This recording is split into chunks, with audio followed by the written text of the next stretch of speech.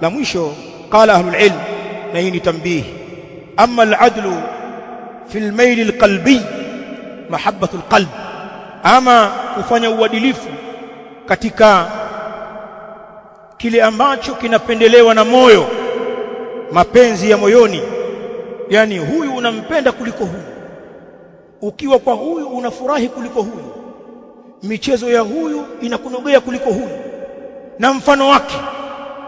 Moyo wako unamili kwa mwanamke fulani katika wake zako pasi na mwingine, katika hili hatuna lawama, kwa kuwa ni jambo liko nje ya uwezo wetu. Faqad akhbara Allah subhanahu wa ta'ala anna al-'adla at-tam min hadhihi an-nahiya la yustata', uadilifu uliotimia kwenye upande huu, kwenye moyo, ni jambo lisilowezekaniwa. Li'annahu mimma la yamlikuhu makhluqun, kwa kuwa hili ni jambo ambalo halimiliki kiumbe. Lianna alquluba baina isbi'ain min asabi'i arrahman, kwa kuwa nyoyo zimewekwa kwenye vidole viwili vya Allah subhanahu wa ta'ala, yuqallibuha kaifa yasha. Uadilifu wa kuwapenda wote sawa sawa, unampenda huyu kwa 100% na huyu 100%, huwa hujalazimishwa.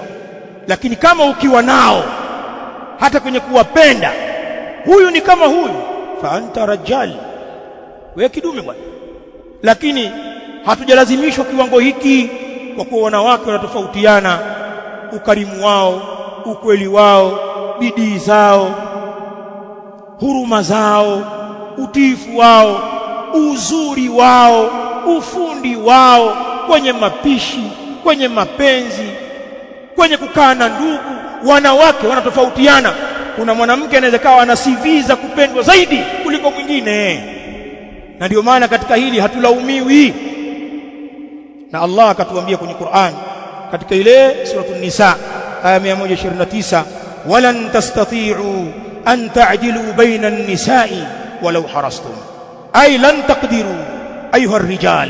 Allah anasema walan tastati'u an ta'dilu baina an-nisa', na wala hamtoweza kufanya uadilifu baina ya wanawake, walau harastum, hata kama mkifanya pupa. Ulama wanasema ay lan taqdiru ayuha ar-rijalu, hamtoweza bwana nyinyi wanaume, ala tahqiqi al-'adl at-tam, juu ya kuthibitisha uadilifu uliotimia, baina an-nisa, baina ya wanawake, fil mahabbati wa mail al-qalb, katika kuwapenda na moyo wako kuvutika. Hilo hatuliwezi. Na ndio maana qad jaa inda al-imam Abi Daud rahimahullah ta'ala wa inda Tirmidhi min hadithi Aisha radhiyallahu ta'ala anha, hadithun thabit.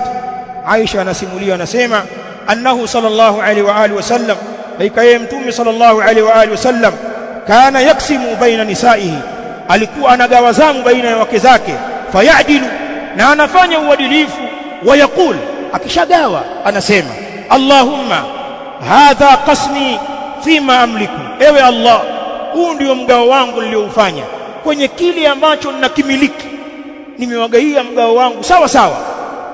Fala talumni fima tamliku wala amliku, basi Allah usinilaumu mimi katika kile ambacho unakimiliki wewe Allah, mimi sikimiliki, kwamba pana mwanamke huyu nampenda kuliko huyu. Kama alivyokuwa Mtume alayhi salatu wasalam, mapenzi yake makubwa alikuwa ni kwa Aisha, na mpaka wanawake wengine wakajua, lakini alikuwa akifanya uadilifu kwa wake zake wote, na kama atahitaji nyongeza ya siku kumpa Aisha, atawaomba wake zake waridhike. Kwa hivyo mapenzi ya moyo, hatukulazimishwa wanawake wafanane.